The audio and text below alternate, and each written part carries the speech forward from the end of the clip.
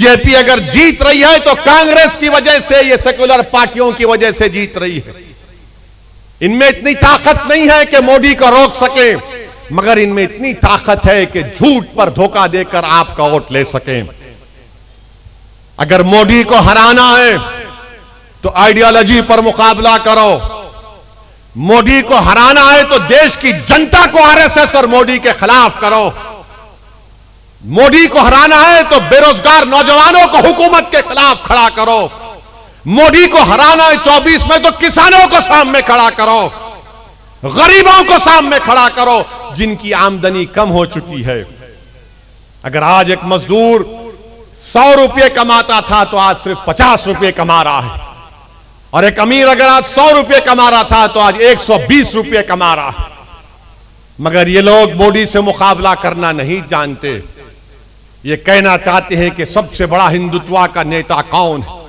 इसीलिए महाराष्ट्र में आप देख रहे कि कांग्रेस और शरद पवार मिलकर उद्धव ठाकरे को मुख्यमंत्री बनाना चाहते हैं, जिसने विधानसभा में खड़े होकर कहा था कि हां, हमने बाबरी मस्जिद को शहीद किया था। जब तुम ये कहोगे और इसको मुख्यमंत्री बनाना चाहोगे तो फिर मोदी को कहां रोक पाओगे। कांग्रेस के चमचे बहुत हो गए, हमारे ससुरे बनने की कोशिश कर रहे। ओवैसी को समझता नहीं हमारी बात को। अरे क्या तू मेरा ससुरा है? मैं अपने ससुरे की बात नहीं सुनता हूं, सिर्फ बीवी की सुनता हूं, क्योंकि आप सब सुनते हैं, मैं भी सुनता हूं। घर को गए तो भड़काऊ भाषण नहीं दे सकते, घर में खाली नीचे मुंडी डाल के जी जी। इन्हों हमारे ससुरे बन रहे, हमारे को मशवरा दे रहे। अरे तुम हारमोनियम लेके बैठ जाओ, तुम मुझे मशवरा देने की जरूरत नहीं है। मुझे ये बताओ मोदी को कामयाब किसने किया? अरे मोदी की हुकूमत में सबसे ज्यादा नुकसान अगर किसी को हुआ तो अल्पसंख्यक समाज को हुआ। 9 साल में दलितों को नुकसान हुआ है। किसको लव जिहाद के नाम पर मारा और पीटा जाता है? किसको तब्दीली मजहब के नाम पर पीटा जाता है? किसको गोश्त के नाम पर मारा जाता है? किसको सिटीजनशिप छीनने के लिए CAA का कानून कौन बनाता है? कौन बनाता है बताओ मेरे भाई? सबसे ज्यादा तो यही हो रहा है। UAPA का कानून बनाया गया, अमित शाह ने बनाया। उस कानून में अगर जेलों में सड़ रहे तो सबसे ज्यादा दलित, आदिवासी और मुसलमान। 8-8 महीने, 2-2 साल बेल नहीं होती है, क्योंकि UAPA का कानून बीजेपी कांग्रेस ने तायीद किया। ये 9 साल का रिकॉर्ड है प्रधानमंत्री का। और मैं फिर से कह रहा हूं कि जब तारीख लिखी जाएगी नरेंद्र मोदी के सियासी लेगेसी की, तो उसमें जरूर लिखा जाएगा कि प्रधानमंत्री जब मोदी थे तो मुसलमानों को मार्जिनलाइज कर दिया गया, मुसलमानों को एलियनेट कर दिया गया, और मोदी के 300 के MP में एक भी मुसलमान MP नहीं है, एक मुसलमान मिनिस्टर नहीं है। हिजाब के खिलाफ कानून बनाती है बीजेपी जब मोदी वजीर आजम होते हैं, मगर गाली हमको देते नहीं। इन्हें ये दाढ़ी वाला, ये शेरवानी परेशानी है। मेरे अजीज दोस्तों और बुजुर्गों, कब तक आप इसी तरह वोट डालते रहेंगे? आपका इख्तियार है, आप जिसको चाहे दे ना दे, आपका इख्तियार है। मगर कभी तो सोचो, मैंने तुम्हारे सामने मौलाना अबुल कलाम आजाद को कोट किया कि मौलाना आजाद ने कहा था 1949 में, मौलाना आजाद ने कहा था कि ये मेरे लिए एक नई जेल बन चुकी है। वही सिलसिला चल रहा है, वही सिलसिला चलता रहेगा। मैं मर जाऊंगा, जमीन में मेरे जिस्म की हड्डियां कीड़े मकोड़े खा लेंगे उसको, मगर यही इस्तेसाल चलेगा, यही धोखा चलता रहेगा। जिस दिन आप एक बार मुत्तहिद होकर, बेखौफ होकर अपने वोट का इस्तेमाल करेंगे, जैसा कि औरंगाबाद की आवाम को मैं सलाम करता हूं, लाख कोशिश कर लिए मगर औरंगाबाद के हिंदू, मुसलमान, दलितों ने कहा कि अब की बार इम्तियाज, और दोबारा इम्तियाज उन्होंने फैसला ले भी लिया। आप कब तक नहीं लेंगे? नहीं, इलेक्शन जैसे आता मुसलमानों का ऐसा लगता है भाई जिंदगी मौत का मामला है, क्या करेंगे, इनको नहीं वोट दिए तो उन्हों आ जाते। अरे मेरे भाई तुम वोट मत भी दो, वो लोग जीत रहे हैं, बीजेपी वाले आपकी वजह से नहीं जीत रहे। मैं हमेशा कह रहा हूं, आज भी कह रहा हूं आपसे, पार्लियामेंट का चुनाव क्या होता है देखो।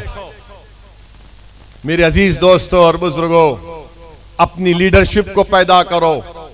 अगर आप मुझे पसंद नहीं करते तो किसी और को खड़ा कर लो मेरे भाई, मगर कोई तो हो जो तुम्हारी लड़ाई लड़ सके।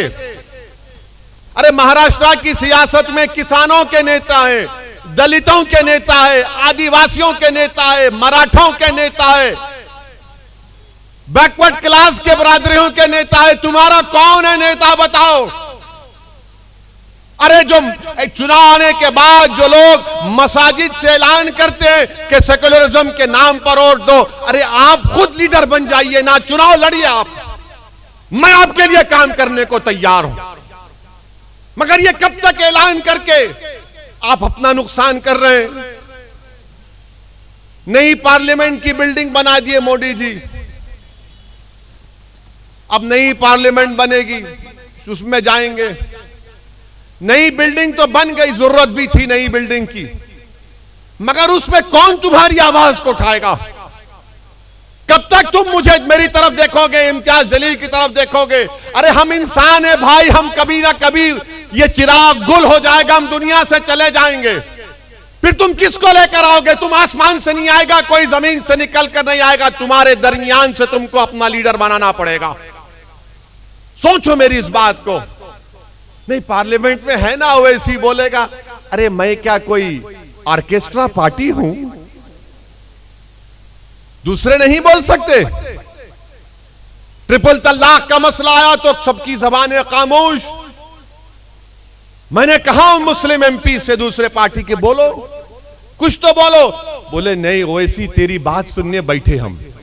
बोला क्यों? बोले हमारी पार्टी नहीं बोलने देगी।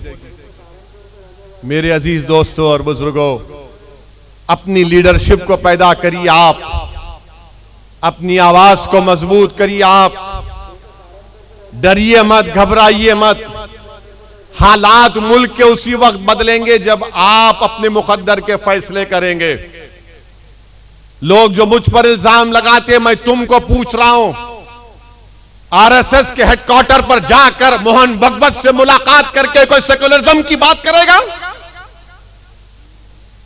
पूछो, जवाब दो मेरे सवाल का। मोहन भगवत से जाकर मिलते हैं और फिर बोलते हैं सेकुलरिज्म की बात और ओवैसी वोट काटने वाला है।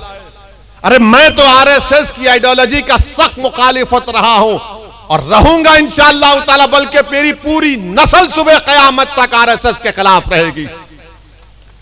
मगर जो लोग हेडक्वार्टर पर जाकर आरएसएस के चीफ से मिलते हैं, आप किस जबान से कह रहे हैं कि सेकुलर पार्टियों का साथ दो? किस जबान से कह रहे हैं आप बताओ? कौन सा हक आपको हासिल है?